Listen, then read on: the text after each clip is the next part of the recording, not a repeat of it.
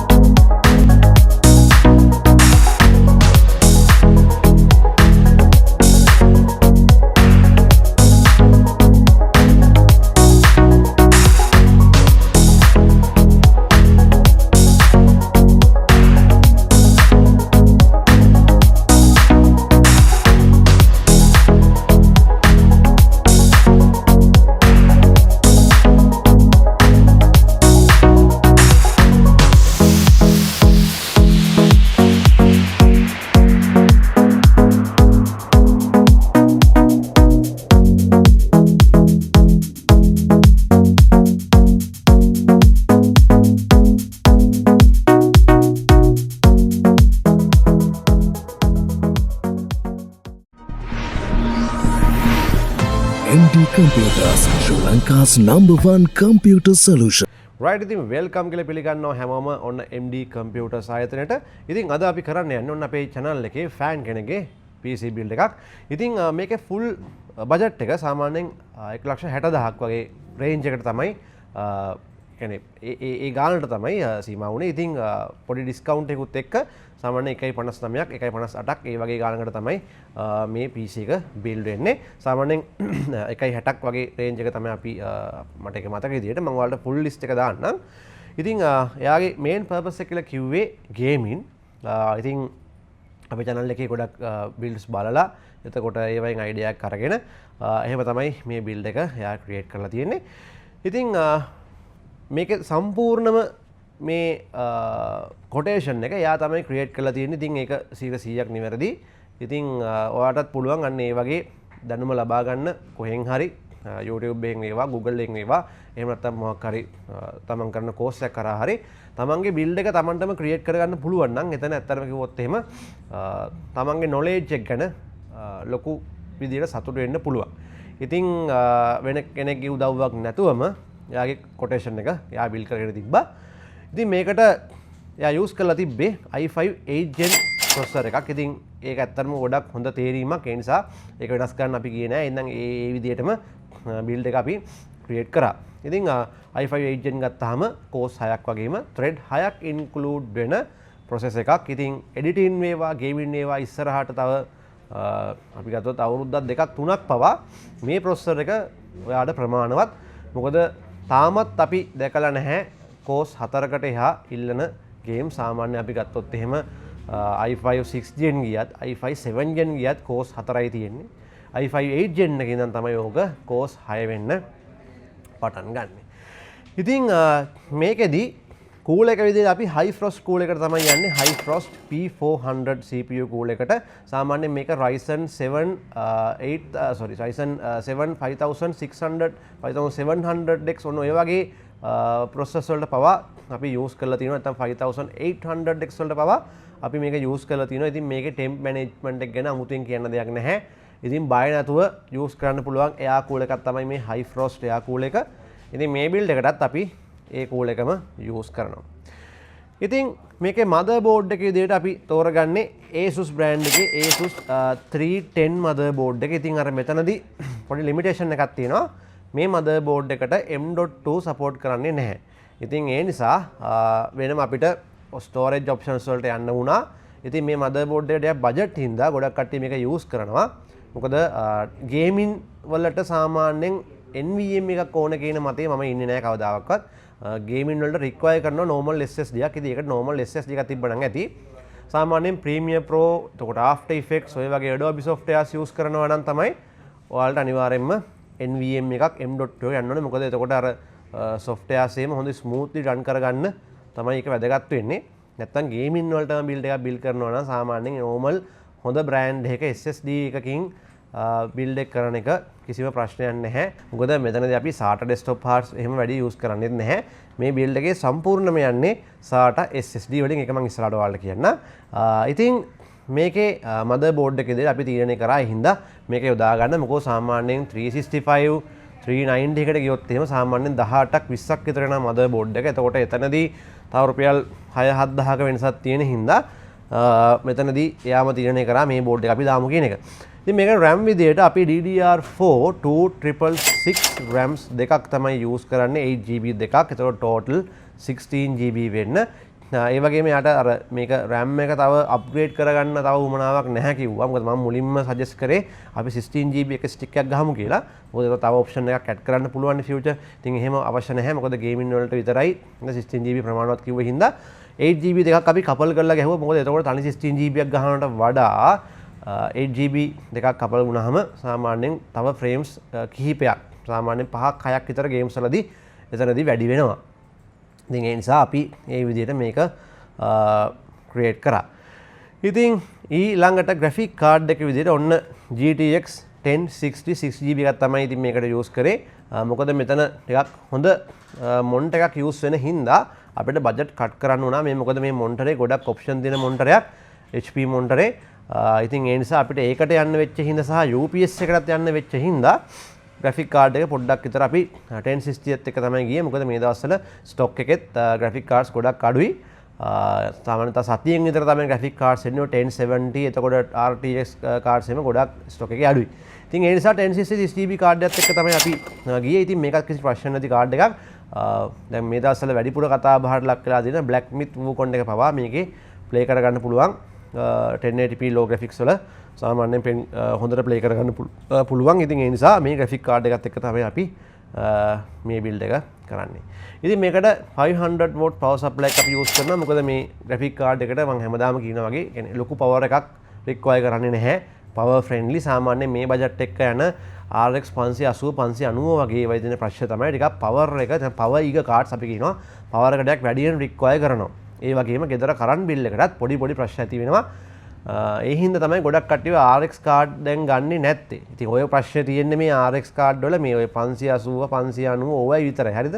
සාමාන්‍යයෙන් ටිකක් ලොකු කාඩ්ස් වලට යනකොට 6600 වගේ යනකොට නැත්නම් 6600 XT වලට වගේ යනකොට 7000 යනකොට එහෙම ප්‍රශ්නයක් නැහැ. Nvidia වලට වඩා AMD වල දැන් power requirement එක ගොඩක් අඩුයි. ඉතින් process power එහෙමනේ.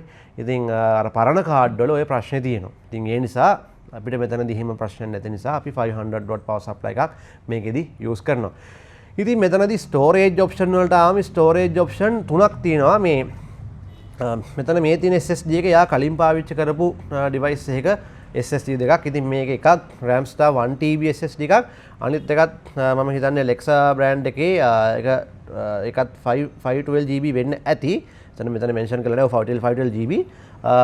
ඊට අමතරව අලුතින් purchase කරා යා Alexa brand එකේම තවත් NS100 256GB තවත් අමතර SATA SSD එකක් මෙතනදී purchase කරා. ඉතින් ඒ නිසා මේ build එකට සම්පූර්ණයෙන්ම යන්නේ SATA SSD විතරයි. ඉතින් කේසින් එකේ ඉඩත් ඉතුරු වෙනවා. අනික අර heat එකත් කේසින් එකේ manage කරනවා. මොකද අර ලොකු hard ගහනකොට අර ඉඩ ඇහිරෙනවානේ. power supply shield එකේ පැත්තේ. ඉතින් එතකොට මෙතන එහෙම ප්‍රශ්නකුත් නැහැ. අනික අපේ බෝඩ් එකටත් SATA port 4ක් ගහන්න SATA port 4ක් තියෙන තව එක SATA hard එකක් ගහ ගන්න පුළුවන්. ඉතින් ඒකත් හොඳ ඔප්ෂන් එකක්. ඉතින් ඒ නිසා storage devices තුනක් මේකට totally use වෙනවා. ඉතින් මේකේ කේසින් එක විදියට අපි Antec කේසින් එකක් තමයි use කරන්නේ. මේක Antec මම ඔයාලට සම්පූර්ණ මොඩල් එක වෙනම වීඩියෝ දාන්න. මේකේ ෆ්‍රන්ට් එකේ 120mm ෆෑන්ස් තුනක් ඉන්ක්ලූඩ් වෙනවා. බෑක් එකේ වෙනම එකක්. ඒ හින්දා ෆෑන්ස් වලට කූලින් ෆෑන්ස් වලට වෙනම වියදම් කරන්න ඕනේ නැහැ. දැන් මම මේ තව දෙයක් ඔතනදී කියන්න. දැන් ගොඩක් කට්ටිය හිතන් ඉන්න දෙයක් තමයි මේ සාමාන්‍යයෙන් ඔය RGB ප්‍රශ්නේ. දැන් ගොඩක් කට්ටිය හිතන් ඉන්නේ කූලින් ෆෑන් ගහන්නේ RGB මේ කියන්නේ මේ ලස්සන කරගන්න කියලා මේ ලයිට් පත්තු කරගන්න කියලා. ඉතින් ඇත්තටම කිව්වොත් එහෙම ඒක සමාජය මං කියන්නේ කවුරු හරි එහෙම සමාජගත කරනවා නම් ඒක ලොකු වැරද්දක්. ඒකට හේතුවක් තියෙනවා. මේ ෆෑන්ස් වල RGB ඕන වෙලාවක ඕෆ් කරගන්න ඔයාලට පුළුවන්. රයිට් එහෙමනම් කන්ට්‍රෝලර් කිට් එකක් ගන්න. PC එකට ෆෑන්ස් හයි කරන්නේ ලයිට් පත්තු කරන්නම නෙමෙයි. PC එකට ෆෑන්ස් හයි කරන්නේ ටෙම්පරේචර් එක මැනේජ් කරන්න. නිකමට හිතන්නකෝ ඕගොල්ලෝ ගෙදර සිවිලින් ෆෑන් එකක් දෙනවා. ඒ සිවිලින් ෆෑන් එකට කවුරු ලයිට් හයි කරලා තියෙනවා. ඒක ලයිට් වලට කැමති නැහැ කියලා ෆෑන් එක නිවලා නිදා ගන්න පුළුවන්ද? බෑනේ. ඒ වගේ තමයි මේක. ඉතින් කෙනෙක්ට ඕන නම් ඒ ලයිට් ගලවන්න පුළුවන්. ෆෑන් එකෙන් වෙන්නේ වෙනම දෙයක්. ෆෑන් එකෙන් කරන්නේ මේකේ එයාර් ෆ්ලෝ එකක්. අපි ගත්තොත් එහෙම මේකේ එයාර් ෆ්ලෝ එක කේසින් එකේ එයාර් ෆ්ලෝ එකේදී ඒ කියන්නේ තියෙන ඉඩ ප්‍රමාණයේදී හරියට මේ ඉන්ටේක් අවුට්ටේක් කරලා මේ ටෙම්පරේචර් එක මැනේජ් කරන එක තමයි ෆෑන් වලින් කරන්නේ. ඉතින් ඔයාට මේ ෆෑන්ස් වලින් එන ලයිට් එක අවුල් නම් එක්ක බ්ලැක් ෆෑන්ස් දාගන්න. එහෙම නැත්නම් RGB කන්ට්‍රෝලබල් කිට් එකක් වෙලාවේදී ඕන වෙලාවට ඕෆ් කරගෙන නිකන් ඔය ගේම් එකක් ප්ලේ කරලා ඔන් කරගන්න. ඒ නිසා ෆෑන්ස් හයි කරන්නේ නෑ මට RGB ෆෑන් ඕනේ නෑ කියන මතේ ඉන්න එපා. ඒ නිසා ඒකත් හොඳට මතක තියාගන්න. ඉතින් ඊළඟට මේ බිල්ඩ් එකට අපි යූස් කරනවා ඔන්න HP හොඳ quality monitor එකක් 24 inch මේක frameless ඒ වගේම IPS monitor එකක්. ඉතින් ඒ නිසා මේ බිල්ඩ් එකට ඔන්න මේ monitor එක තමයි සාමාන්‍යයෙන් යූස් වෙන්නේ. ඉතින් ඊළඟට තවත් ප්ලස් පොයින්ට් එකක් විදියට ඔන්න අපි ProLink brand එකේ 650VA UPS එකක් වෙනම යූස් කරනවා. ඉතින් ලංකාව වගේ රටක අනිවාර්යෙන් මේක අවශ්‍යයි. මොකද මේ සාමාන්‍යයෙන් ඔය අපි ගත්තොත් USA එහෙම නැත්නම් මම එහෙම විශේෂයෙන් කියනවා නෙමෙයි යුරෝප් කන්ට්‍රීස් සාමාන්‍යයෙන් චයිනා වුණත් දැන් ඔය වගේ රටවල් වල මේ UPS ඇත්තටම කිව්වොත් මේ සෙල් නොවන තරම්. රයිට්? ඒකට හේතුවක් තියෙනවා සාමාන්‍යයෙන් ඉන්දියා, පාකිස්තාන්, බංග්ලාදේශ, ශ්‍රී ලංකාව වගේ ඔය එක රැලි රටවල් සෙට් එකක් තියෙනනේ. ඕවයි තමයි පොඩ්ඩක් ඔය මේ වැඩියක් වැඩිපුර සෙල් වෙන්නේ හේතුව කරන්ට් ප්‍රශ්නේ තියෙන හින්දා. අපේ රටේ තමයි වැඩිම. මම නම් හිතන්නේ මේ සෝමාලියාවෙත් එහෙම කරන්ට් යනවාද කියලා. හිටපු ගමන් කරන්ට් යනවා, හිටපු ගමන් ආයෙ යනවා, හිටපු ගමන් ඩිම් වෙනවා, හිටපු ගමන් ලෝ කරන්ට් එනවා. ආයි නැතුවම යනවා. ඉතින් හිතුනොත් එහෙම දවසේ පැය 24න් කරන්ට් පැය 15ක් විතර කපලා දානවා. ඉතින් මේ ඕවා මේවත් එක්ක කම්පියුටර් එකක් නම් පාවිච්චි කරන්න වෙන්නේ නැහැ මේ ජීවිතේට. මොකද මේවට සාමාන්‍යයෙන් දරා ගැනීමේ හැකියාවක් තියෙනවානේ. දැන් එකපාරට කරන්ට් එනවා ආයෙ යනවා, ලෝ පවර් එනවා. වුණාම ඔය පරිපතවල දෝෂ වෙනවා. ඉතින් ඒ නිසා UPS එක අනිවාර්යයෙන්ම රෙකමන්ඩ් කරන්න වෙනවා ලංකාවේ PC බිල්ඩ් එකක් කරන කෙනෙක්ට. ඉතින් ඒ නිසා ඔන්න යාම UPS එක සිලෙක්ට් කරන් දෙනවා. ඉතින් ඒක ලොකු ප්ලස් පොයින්ට් එකක්. මොකද මේ ගොඩක් වෙලාවට දැන් සමහර වෙලාවට අර ගොඩක් කස්ටමර්ස්ලාට දැනුමක් නැහැ. තමන් බිල් කරන්නේ මොන වගේ බිල් එකක්ද කියන. දැන් ඒකට අපි ඉන්න ඕන වෙලාවක අපි ඉන්නවා. දැන් අපේ MD එකේ crew එකේ ඉන්නවා. නමුත් ඔයාටම පුළුවන් නම් YouTube හරහා මොකද දැන් ඉස්සර ඔය දැනුම නැහැ. දැන් අපි සාමාන්‍ය ඉගෙන ගන්න කාලවල ඔය වගේ platform එකක් තිබුණෙත් නැහැ. තිබුණාට අපි දන්නෙත් නැහැ. ඉතින් හැමදේම කායින් හරි අහලා තමයි ඉගෙන ගන්න. දැන් ඉන්න හොඳම ගුරුවරයා තමයි කෙනෙක්ට දෙයක් දැනගන්න YouTube එක. හොඳම උදාහරණ ඒක. ඉතින් මම පවා මේ channel එක පටන් ගද්දී මේ ඔය වගේ දේවල් සමහරලාට කියන්නේ ඊට කලින් දැනන් ඉඳියේ නැහැ. YouTube හරහාම තමයි සාමාන්‍ය දැනීම කෙනෙක් ගෙන්නේ. මොකද අපි කවුරුත් උපතින් දැනුම අරන් එන්නේ නැහැනේ මේවා ගැන. ඒ නිසා ඕනම දෙයකට යුම්පියුම් වේවා. දැන් අපි ගත්තොත් අපේ අම්මා channel එක නැද්ද? ඕනම දෙයක් දැනගන්න පුළුවන් කෑම ගැන සමහරලාට වෙන දේවලුත් තියෙනවා. කමන්නේ ඕනේ නැහැ. ඉතින් මේ ඕනම දෙයක්. ඉතින් මං කියන්නේ ටෙක් විතරක් නෙමෙයි හැම දෙයකටම හොඳම ගුරුවරයා දැන් ඉන්න YouTube තමයි. ඉතින් ඒ නිසා තමන්ගේ දැනුම තමන් හදාගන්න උදව්වක් ගන්න එක තමයි අපි හැමෝටම හැමදේම තනියෙන් කරන්න බෑනේ. මම කියන්නේ ඒ හරහා ලැබෙන knowledge එක මාර වටිනවා. ඔයාට අනාගතයේදී ඔයාගේම දෙයක් කරන්න පවා ඒ knowledge එකෙන් හැකියාව ලැබෙනවා. ඔයාගේ වෘත්තියක් කරන්න පවා knowledge එක එකෙන් ලැබෙනවා. ඉතින් ඒ නිසා build එකක් කරනකොට ඒ knowledge එක තියෙනවා නම් හොඳයි. right. ඉතින් අපි බලමු මේක assemble කරලා කොහොමද මේකේ performance කියලා.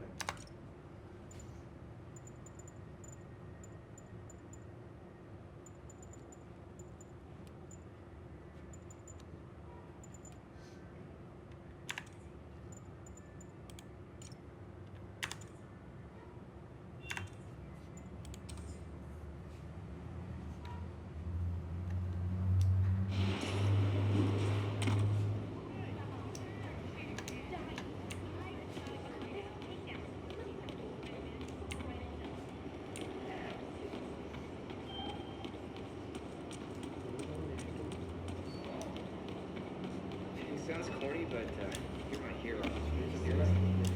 Can I get an autograph?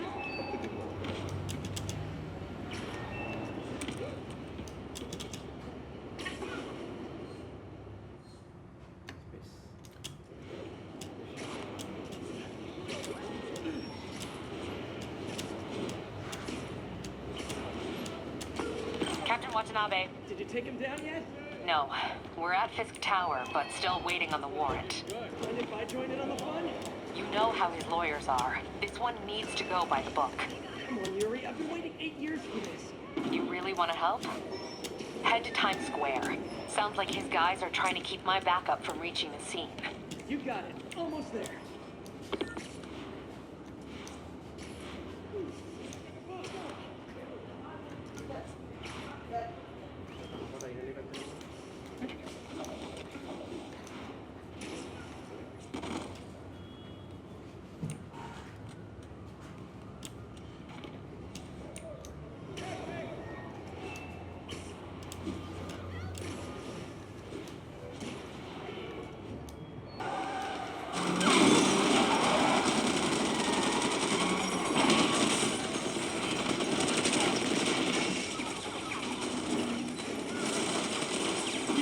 Backup! 1032, Times Square. Officers under fire. Bring in the hammer.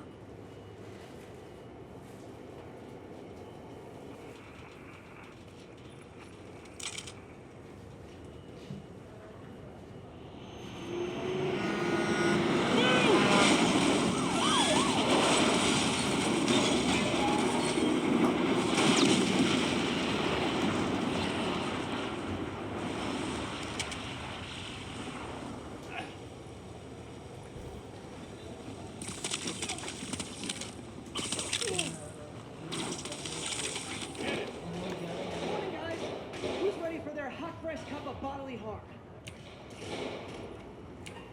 Get behind it!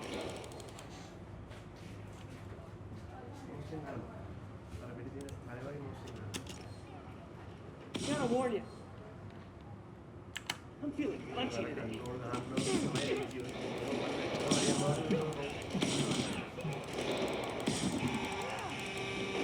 This doesn't look good.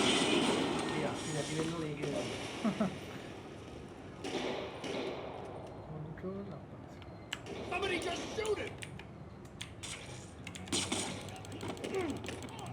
Fisk has a lot of guys on his payroll.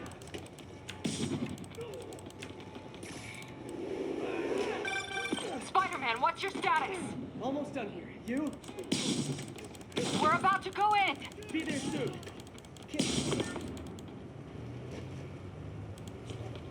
Okay, Yuri. All done. What's happening?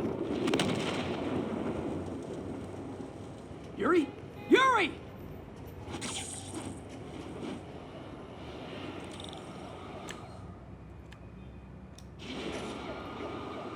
I knew Fisk wouldn't go quietly.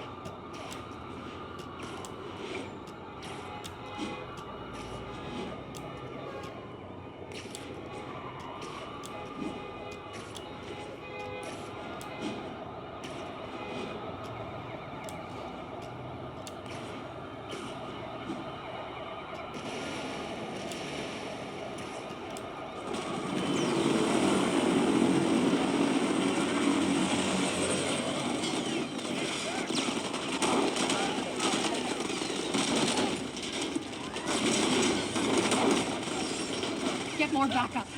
And lock down the airspace. Yuri, you okay? If he makes it out of that building, we're gonna lose him. I'm gonna go, Do your thing. Yes! Seize the day, Willie! Heads up! Hey, where you going? Get!